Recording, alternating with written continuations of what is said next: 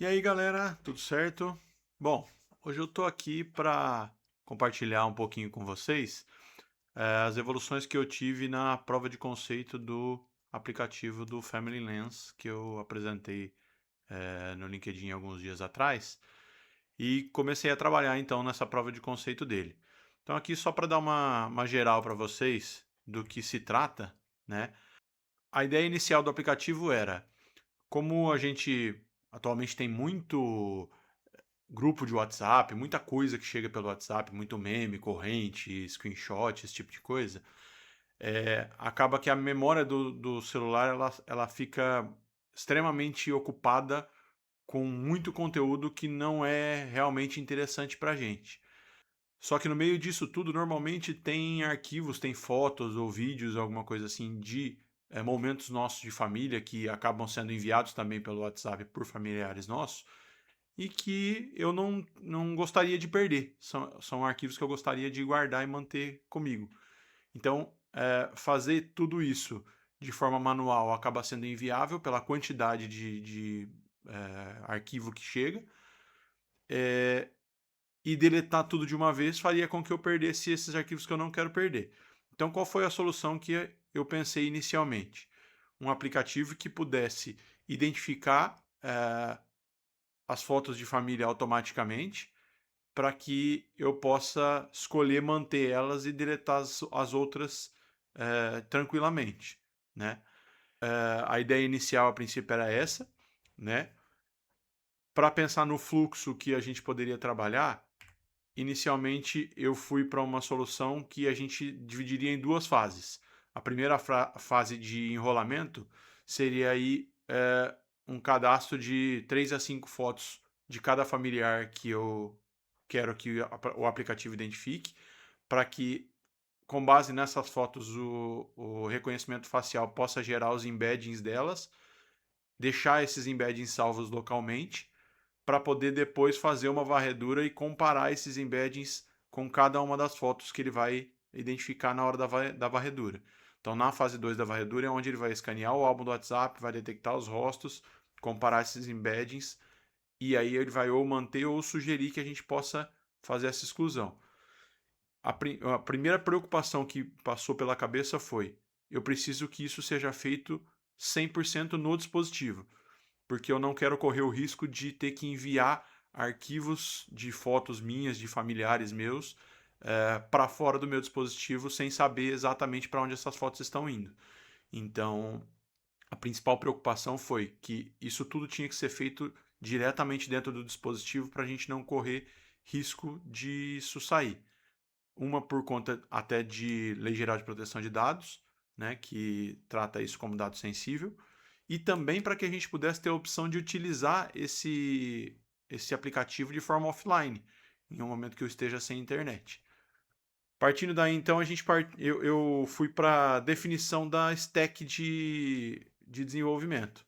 Então, eu optei inicialmente por Reactive Native, por conta de ser um lugar um pouco mais seguro para mim, pois a minha base maior é em JavaScript. Então, utilizando um Reactive Native com TypeScript para interface, para lógica de produto, eu consigo estar de uma forma aí poder entender um pouco melhor como o código está sendo desenvolvido e o que está sendo feito nesse código, né? E aí a única coisa é que eu precisaria usar uma pequena parte, um pequeno módulo dele em uma camada nativa que teria que ser programada em Kotlin para Android, que é onde vai acontecer de fato esse processamento dentro do dispositivo. Então, quando a gente usa o React tem uma forma de comunicação que é conhecida como bridge. Então, essa comunicação, se eu tivesse que enviar os arquivos por essa bridge para ser processado fora e depois retornar, uma que eu corria já o risco que eu comentei anteriormente de esses arquivos saírem do meu dispositivo e eu não saber exatamente para onde eles vão, e duas, que eu ia fazer com que essa bridge do Reactive Native ficasse muito sobrecarregada. E isso ia virar um gargalo na hora de a gente executar essa varredura em uma quantidade muito grande de fotos. Então, essa camada em Kotlin é para que o processamento desses embeddings, desses vetores de identificação, seja feito no dispositivo e seja enviado para o Reactive Native somente o resultado dessa comparação. Então, a camada de Reactive Native ela só vai receber de fato o resultado lá do processamento de reconhecimento facial e da comparação entre os dois vetores do familiar cadastrado e da foto que eu estou comparando. Isso faz com que a bridge do Reactive fique muito mais tranquila, porque é uma quantidade de informação muito menor que vai passar por lá, e a gente resolve esse problema de gargalo. Existia também uma outra alternativa que seria a gente trabalhar com a linguagem Dart, utilizando o framework Flutter, que pelas minhas pesquisas talvez teria um desempenho um pouco melhor dentro do aplicativo.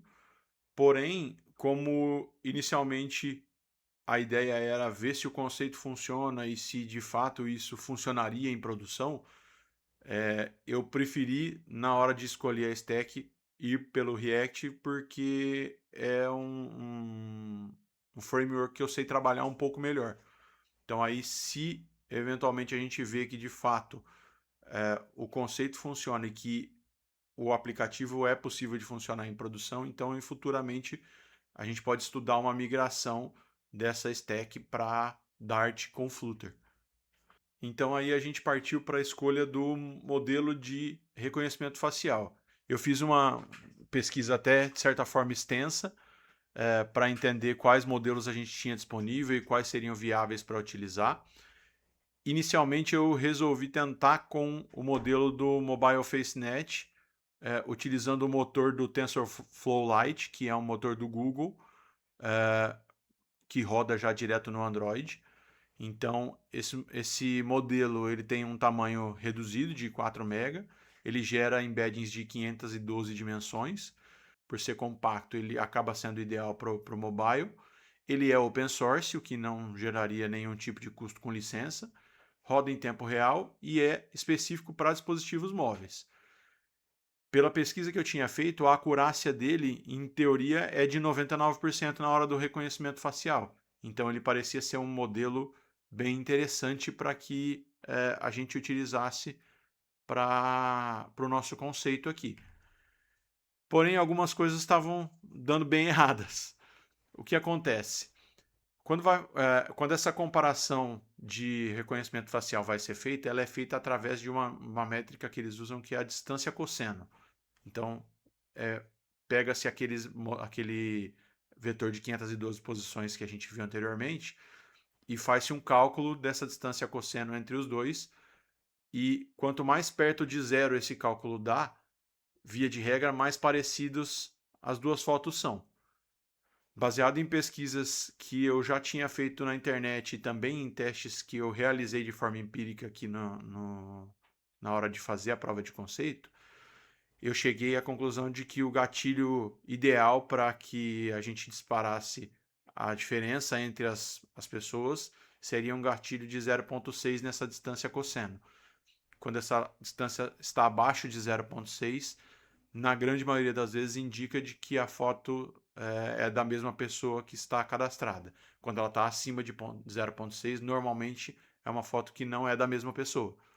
Então aqui na hora de fazer os testes, com o modelo da forma como a gente tinha programado, ele estava basicamente invertendo. Ele estava pegando duas fotos da mesma pessoa e dando uma distância cosseno alta, como no caso ali de duas fotos do meu pai que eu comparei, que deu uma distância cosseno de 1,02. Só que ele estava pegando duas outras fotos em que eu comparei que estavam minha esposa, e uma delas tinham algumas bonecas da minha filha na foto, e ele estava olhando para essa foto e falando que eram fotos da mesma pessoa, sendo que a maior parte da foto onde a minha esposa estava com as bonecas, a maior parte dela era ocupada pelas bonecas e não por ela.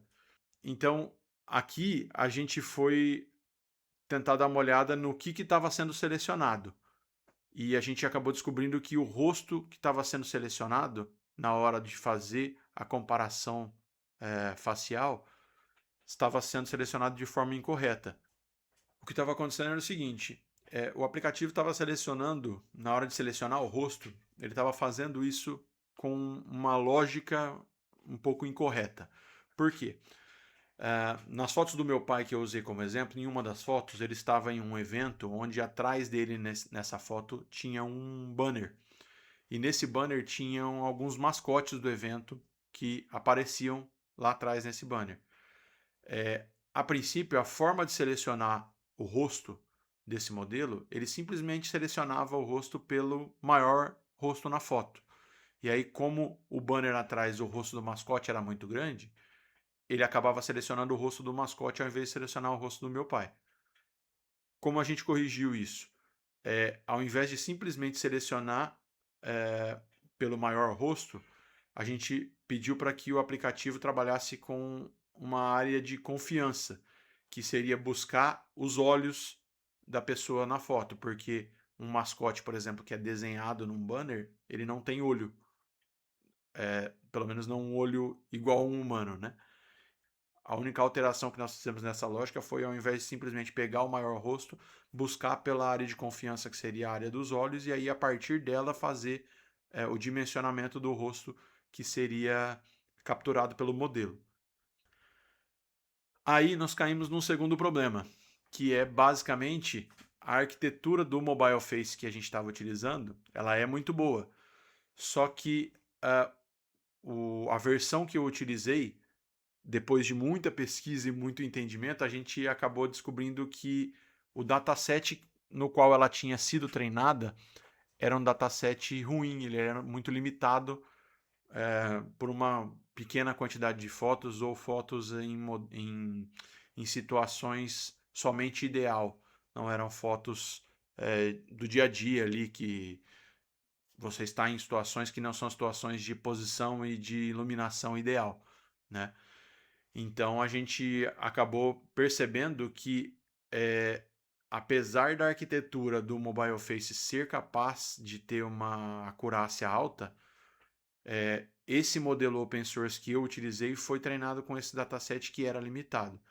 Então, para que a gente economizasse tempo e esforço para conseguir provar que o conceito funcionava, a decisão que eu tomei até então foi buscar o melhor modelo de reconhecimento facial que eu poderia ter, mesmo que fosse um tamanho um pouco maior, que a gente tivesse certeza que fosse um modelo que tivesse uma precisão muito grande e que também tivesse certeza que foi treinado com um dataset suficiente para que a gente conseguisse fazer o que tinha sido planejado até então, né? E aí a gente caiu ali no Insight Face ResNet 50. O problema para a gente seria o tamanho, porque ele é um modelo que a gente saiu de 4 MB lá do Mobile Face Net para 174 MB aqui no Insight Face.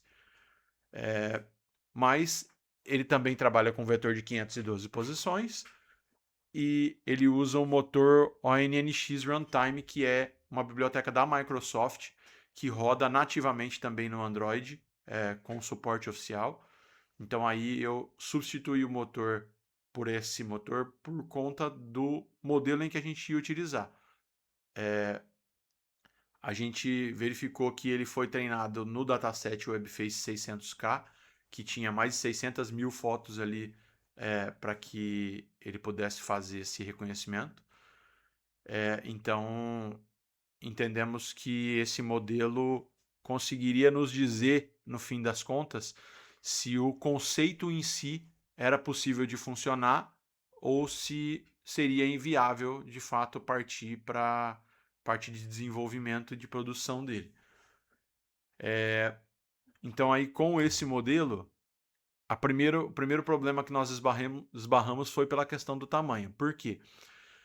Quando a gente estava utilizando o Mobile FaceNet, como ele era um modelo de 4 MB só, a gente conseguia deixar ele direto na RAM do Android junto com todo o conteúdo do aplicativo, porque ele ocupava um espaço pequeno. Nesse caso, como é um modelo de 174 megas, o Android ele tem uma limitação de espaço na hora de você executar o arquivo, que a quantidade de memória que ele reserva ali para que você possa utilizar o seu aplicativo era de 192 MB. Então aí, como a gente já tinha bastante coisa rodando, colocar mais 174 MB desse modelo junto com o aplicativo dá um erro de memória justamente porque ele não consegue processar esses 174 MB.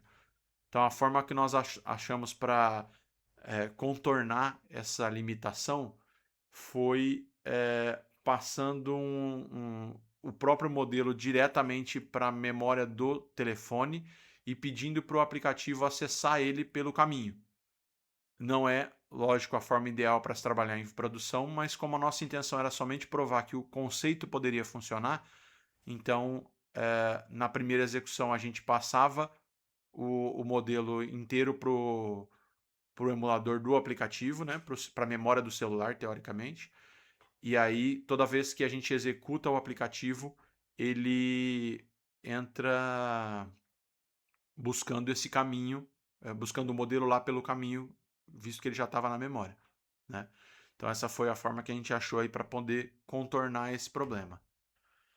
Aí nós caímos num segundo problema, que foi basicamente na hora de fazer o crop do rosto da pessoa, quando ele carregava a foto e fazia a identificação, para que o modelo consiga trabalhar de forma eficiente, quando o rosto não está na posição como eu estou aqui agora, de frente e enquadrado, geralmente ele identifica qual a posição do rosto e ele faz uma adequação aí na posição da foto para que o rosto consiga ficar na posição mais próxima possível do ideal. Mas o que estava acontecendo é que isso estava sendo feito numa ordem errada, que era o seguinte: ele identificava o rosto, na hora que ele identificava onde estava o rosto, primeiro ele estava rodando a foto para que o rosto ficasse em tese na posição ideal, para depois fazer de fato aplicar as coordenadas originais ali do rosto. Só que na hora que ele rodou essa foto para o rosto ficar em posição ideal, as coordenadas de onde o rosto estava mudavam. Então, na hora de selecionar, ele estava selecionando uma parte da foto que só tinha parede de grama. Então a gente pediu para ele inverter a forma que ele estava fazendo a ordem que ele estava fazendo esse reconhecimento. Primeiro ele fazia o recorte da região do rosto na hora que ele identificava. Então era identificado onde estava o rosto, ele recortava o rosto inteiro, depois ele fazia a rotação e se precisasse fazer mais algum recorte pelo centro para redimensionar para o tamanho correto de 112 por 112, que é o que o modelo utilizava para fazer o reconhecimento facial. Quando a gente fez isso, a gente percebeu que os testes começaram a passar. Então aí, todos os testes que eu fiz com fotos fotos dos meus pais, da minha esposa, da minha filha, começaram a passar com o gatilho ali que a gente estava entendendo ser o mais correto. Além disso, como nós fizemos uma alteração de modelo, eu pude perceber nos testes empíricos aqui que o gatilho que ele estava dando para fotos de mesma pessoa e de pessoas diferentes era um pouquinho diferente do que era no modelo anterior. No modelo anterior eu conseguia trabalhar com 0.6 de gatilho. Aqui a gente percebeu que 0.6 ficava perto do limite aonde ele trabalhava. Então a gente redefiniu esse gatilho para 0.72, porque a gente percebeu aqui, executando vários testes em várias fotos diferentes, que 0,72 seria um limite aceitável onde ele consegue diferenciar pessoas. Mesmo em condições bem adversas, como está aqui, por exemplo, nesse teste estava, que eram duas fotos do meu pai, mas que as condições das duas fotos estavam bem diferentes entre si, condições de iluminação, de posição do rosto, até de tamanho da pessoa na foto. Mesmo assim, ele continuava lá com um resultado de 0,69. Já quando a gente fez comparações minha com ele, por exemplo, os resultados passavam para 0,85. Então, a gente entendeu que a melhor forma de poder diferenciar essas pessoas seria utilizando então esse gatilho de 0,72, porque baseado nos testes que a gente efetuou aqui, nós entendemos que esse cálculo funcionava bem. Então, falar um pouquinho aqui para vocês também do que eu aprendi aí nesse caminho de desenvolvimento da prova de conceito.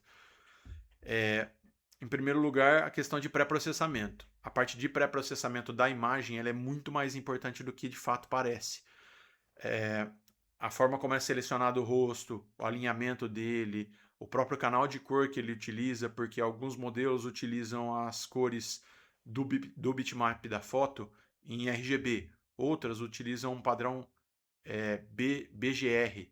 Então a ordem que você passa as cores do bitmap faz diferença na hora de calcular a distância cosseno de um vetor para o outro.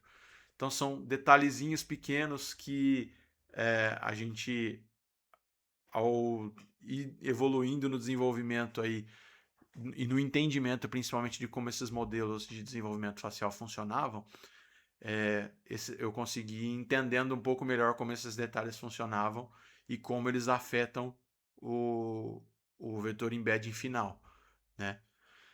Outra coisa que eu achei interessante, testar o pior cenário primeiro. O que eu quero dizer com o pior cenário aqui? Como vocês viram lá pelo tamanho do modelo que eu utilizei, esse modelo em si, nós não vamos conseguir utilizar para que a gente consiga trabalhar com ele em produção. É inviável, não só porque a Play Store vai me limitar, ela não vai me deixar distribuir um aplicativo desse tamanho, como mesmo se eu utilizasse da forma como eu utilizei aqui, não faz muito sentido alguém utilizar quase 200 MB de memória do celular só para instalar um aplicativo que vai lidar com fotos. Então, esse cenário não é o cenário ideal, mas era um cenário que traria um veredito definitivo para a gente se essa prova de conceito iria de fato ser validada ou não. Porque se ela funcionasse com esse modelo, mesmo que tendo um tamanho muito grande, isso significa que existiria a possibilidade de a gente utilizar um outro modelo que tenha um tamanho menor, mas que atinja uma precisão suficiente para que a gente possa utilizar isso em produção e para que a gente possa distribuir ele via Play Store. Então, utilizar esse modelo fez com que a gente conseguisse validar, de fato, o conceito é possível de ser aplicado, dá para fazer ele funcionar. Então, agora a gente já sabe que é possível de ser feito. E a partir de agora, então a gente pode partir para uma outra seleção de modelo ou até mesmo de treinamento, porque pelo que a gente percebeu, o Mobile FaceNet que eu utilizei lá no começo, ele tem precisão suficiente, mas a versão que eu utilizei dele open source, ela não era bem treinada. Então, pelas pesquisas iniciais que eu fiz aqui, existem outros modelos que também são open source e que têm um treinamento suficiente utilizando o modelo do Mobile FaceNet, que provavelmente vai ser o próximo passo que eu vou executar nessa prova de conceito. Uma outra coisa que eu achei muito interessante foi a parte de fazer um debug visual, ou seja, todas as vezes que a gente fazia o teste com fotos, em que eu selecionava as duas fotos e mandava o aplicativo comparar, na hora de mandar ele comparar, eu também pedia para que ele salvasse todas os rostos que ele identificou das duas fotos e quais foram os rostos que ele selecionou de fato para fazer essa comparação. Isso me fez entender na hora de fazer a correção, entender quais eram os pontos que ele estava identificando a foto, o porquê que estava sendo identificado errado, o que estava sendo selecionado na hora de fazer essa comparação. Então, às vezes, o cálculo da distância estava incorreto, não porque de fato ele não estava entendendo como a mesma pessoa, mas sim porque ele selecionou errado, como naquele caso em que ele selecionou uma parte que só tinha parede de grama e não o rosto em si. Então, esse debug visual ajudou muito a revelar imediatamente o que estava errado.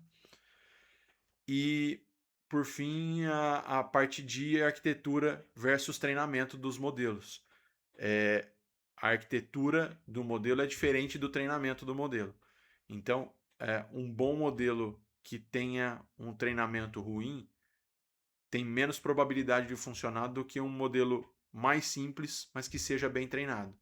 Então, acaba que na hora de selecionar o modelo, a forma como ele foi treinado importa muito. E aí, isso faz uma diferença muito grande na hora de selecionar qual modelo a gente vai utilizar de fato para desenvolvimento do aplicativo. Então, isso foi um aprendizado também que a prova de conceito me trouxe e que eu acho que vai me ajudar muito agora quando eu for partir para o desenvolvimento de fato do aplicativo, né? Bom, aqui vou mostrar um pouquinho para vocês então como que foi que eu fiz de fato a prova de conceito, né? Eu vou mostrar ela funcionando aqui para vocês um pouquinho. Então, basicamente, essa é a tela da prova de conceito que a gente estava desenvolvendo, né? Onde aqui, em teoria, eu vou selecionar as duas fotos e fazer a comparação. O botão de comparação aqui embaixo só aparece depois que a gente selecionou essas duas fotos. Então aqui, essa versão que está aqui já é essa última versão que eu comentei com vocês ali na apresentação agora, que já está com aquele modelo de 174 megas que a gente está testando para validar aí de fato o conceito, tá? Então aqui eu já tenho dentro do emulador do Android que eu tenho aqui instalado, eu já tenho algumas fotos pré-carregadas, que não são as fotos totais do meu celular, mas são algumas que eu peguei da minha galeria e passei para cá, para que a gente pudesse utilizar como base para testar. Então aqui eu clico lá na primeira foto, ele acessa a minha galeria e aqui eu posso utilizar alguma foto minha para conceitualizar. Então vou pegar, por exemplo, essa foto minha. Ele vai selecionar, vai fazer o processamento, calcular o embedding de posição e aqui ele já está com a foto pronta. Então essa foto aqui ele já calculou o vetor de identificação facial. Aí eu vou vir aqui selecionar a segunda foto. Se eu selecionar uma outra foto minha, ele também vai fazer o mesmo processo, vai calcular o vetor e aí ele já me dá a opção de comparar rostos. Se eu clicar aqui na opção de comparar, ele está me dando a mesma pessoa com uma distância cosseno de 0,6090, que está abaixo do gatilho de 0,72. Se eu trocar uma dessas fotos e colocar, por exemplo, uma foto do meu pai, vou pegar essa daqui que ele está com a minha filha. Nessa foto aqui, via de regra, o modelo tem que entender que o maior rosto na foto é o dele e fazer a comparação. Na verdade, na hora de fazer a comparação, quando tem mais de uma pessoa na foto, a lógica que a gente implementou foi que ele vai olhar todas as pessoas que estão na foto e vai comparar todas elas com todas as que estão na foto aqui, para que se alguma delas bata, ela seja de um familiar meu, então a gente não exclua, tá? Então, nesse caso, ele vai processar, vai entender a foto do meu pai e a foto da minha filha para fazer a comparação com o meu rosto e ver se são a mesma pessoa. Quando eu dou comparar rostos, ele está me dando pessoas diferentes com uma distância cosseno de 0,85, que está acima lá do 0,72 que a gente definiu como gatilho de precisão. Mostrando para vocês um pouquinho os exemplos que eu fiz, aqueles exemplos em que eu tive problemas lá nos primeiros modelos, eu estava utilizando essa foto aqui, que é uma foto com uma condição de posição e de iluminação bem ruim, onde ele está bem desenquadrado na foto, comparada com essa foto aqui, que tem o banner atrás. Apesar de isso aqui não ser de fato um rosto, o modelo estava entendendo isso daqui como um rosto muito grande. Então ele estava selecionando isso daqui ao invés de selecionar o rosto do meu pai. Quando a gente trocou o modelo, a gente conseguiu fazer essa correção. Então agora, se eu fizer a comparação entre essas duas fotos, ele está me dando a mesma pessoa com uma distância de 0,52, que está bem abaixo ali do 0,72 que a gente usou de gatilho. Se eu trocar aqui uma dessas fotos por uma outra foto dele, por exemplo, com a minha filha,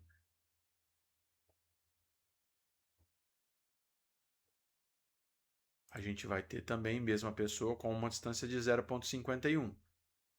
Essas distâncias, dessas fotos principalmente, me impressionaram bastante porque eram fotos que no outro modelo, por conta do treinamento ruim que ele tinha, a distância era muito acima disso. Ela estava, na grande maioria das vezes, ficando acima de 1, inclusive. Então, era como se os dois vetores de comparação facial tivessem indo em modelos completamente contrários. Então, basicamente é isso. É mais ou menos assim que ele está até o momento. Como vocês conseguiram ver aí, de fato o conceito está funcionando. Claro que esse tipo de aplicação, ele nunca vai ser 100% perfeito, porque a maioria das fotos que a gente tem, elas nunca vão estar em condições ideais aí de iluminação, de enquadramento, de posição. Então vão ter eventualmente algumas fotos em que tenham pessoas da família na foto e que o aplicativo não identifique. E é justamente pensando nisso que a gente pensou em ter uma sugestão de exclusão e não uma exclusão de fato.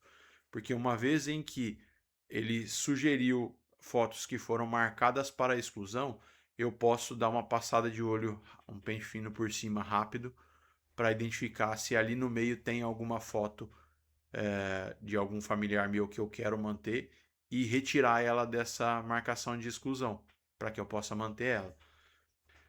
Essa margem de erro aí a gente sempre vai ter, independente de qual modelo utilizar, mas isso aqui já, pensando na proposta do aplicativo, isso já iria poupar uma grande quantidade de tempo aí para que a gente pudesse selecionar essas fotos. Então, basicamente, é assim que ele está funcionando agora. Então, agora, quais são os próximos passos que a gente pensou? A gente, antes de partir para o produto, eu vou tentar fazer a validação de qual o modelo correto para a gente utilizar. Pelas pesquisas iniciais que eu fiz, eu acredito que o modelo correto vai ser o Mobile FaceNet treinado com o ArcFace. O ArcFace é o mesmo dataset que foi utilizado para o treinamento do ResNet 50, que foi o modelo de 174 megas que eu usei. Então, essa arquitetura treinada com esse dataset, pela, pela precisão que a própria arquitetura pode nos entregar, eu acredito que vai ser o modelo correto para que a gente consiga utilizar.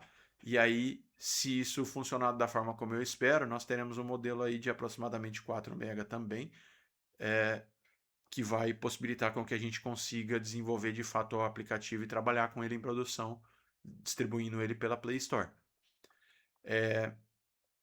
Depois que a gente validar o modelo de produção, então aí eu vou partir para validar a lógica de um para muitos, ou seja, eu provavelmente vou instalar esse aplicativo inicialmente no meu celular e utilizar ele como base para fazer o processamento lá de um rosto, por exemplo, do meu que eu cadastrei ou da minha filha que eu cadastrei, por exemplo.